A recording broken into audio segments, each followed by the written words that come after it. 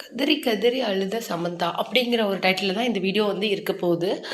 கிட்டத்தட்ட 1 இயருக்கு ஒரு 1 இயருக்கு முன்னாடியே சமந்தாவுக்கும் ராஜ் ரெடிமோருக்கும் வந்து என்கேஜ்மெண்ட் ஆச்சு. ஆனால் 1 இயர் கழிச்சு போன டிசம்பரில் தான் 2025 டிசம்பர் 2 சம்திங்கில் தான் அவங்களுக்கு மேரேஜ் ஆச்சு. அவங்களுடைய மேரேஜ் வந்து நிறைய கான்ட்ரவர்சி குள்ளாச்சு அந்த மேரேஜ். ஏன்னா ராஜ் ரெடிமோர் வந்து சமந்தாவை செகண்டாக மேரேஜ் பண்ணியிருந்தாங்க. சமந்தாவும் ராஜ் ரெடிமோரை 2வது கல்யாணம் தான் பண்ணியிருந்தாங்க.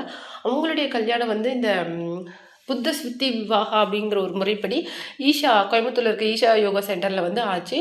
அவங்க வந்து இது இந்த நம்ம நார்மல் ஹிந்து மேரேஜை தாண்டி இது வந்து கனெக்ட் டு ஆத்மா, டு ஸ்பிரிச்சுவல் வேர்ல்டு, யூனிவர்ஸ் அப்படிங்கிற மாதிரி சொல்லியிருந்தாங்க. அப்புறமேலு சமந்தா போட்டிருந்த ரிங் வந்து ரொம்ப வைரலாக போச்சு. அது மட்டும் இல்லாமல் கொஞ்ச நாளைக்கு அப்புறமேலு ஏர்போர்ட்டில் வந்து ரசிகர்கள் வந்து சமந்தா சூழ்ந்து இருக்கிறத பார்த்து ராஜ்நிபர் கொஞ்சம் கோவப்பட்டுட்டு போனார். இந்த விஷயமும் கொஞ்ச நாள் சமந்தா மேரேஜ் ஆகி 1 மந்த்ஸ்லேயே அழுதாங்க ஏர்போர்ட்டில் அப்படிங்கிற மாதிரி வைரலாக போச்சு. இப்போ ஒரு விஷயம் என்ன சுவாரஸ்யமாக நடந்திருக்கு அப்படின்னா, சென்னை விசஸ் டெல்லி அப்படின்ட்டு ஒரு டீம் வந்து பிக்கல் பாலுக்கு 2 பேரும் போட்டி போடுறாங்க. அதில் வந்து நம்ம டெல்லி டீம் தான் ஜெயிச்சிச்சு.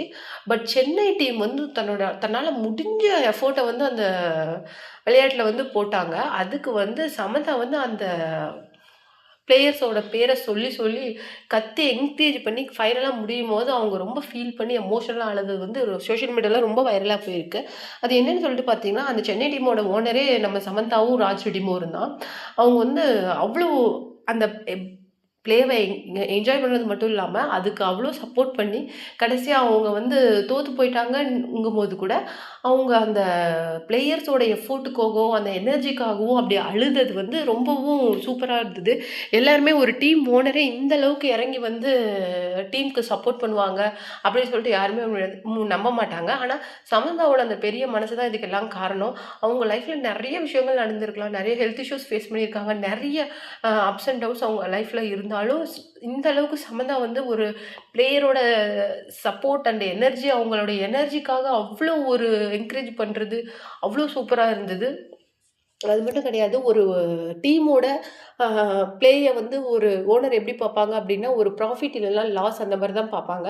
ஆனால் சமந்தா வந்து ஒரு ஆஸ் அ பிளேயர் அப்படின்ட்டு ஒரு டீம் ஓனர் அப்படிங்கிற அந்த ஒரு இது ரொம்ப அந்த ஆட்டிடியூட் இல்லாமல் அந்த பிளேயர்ஸ்க்காக இறங்கி அவ்வளோ சப்போர்ட் பண்ணுனது அவ்வளோ ஒரு பெரிய மனசு வேணும் அதுக்கெலாம் அப்படின்னு சொல்லிட்டு சோஷியல் மீடியாவில் அந்த விஷயம் ரொம்ப வைரலாக போயிட்டுருக்குது.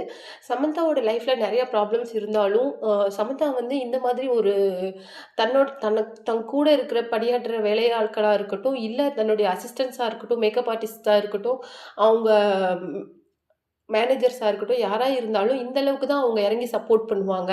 ஏன்னா சமந்தாவோட கேரக்டரே அதான் அப்படின்னு சொல்லிட்டு அவங்க ஃபேன்ஸ் வந்து அவங்கள பற்றி ரொம்ப பெருமையாக சோஷியல் மீடியாவில் பேசிகிட்டு இருக்காங்க. இதை பற்றி நீங்கள் என்ன நினைக்கிறீங்க அப்படிங்கிற உங்களுடைய கமெண்ட்டை மறக்காம நம்ம கமெண்ட் பாக்ஸில் கொடுத்துருங்க.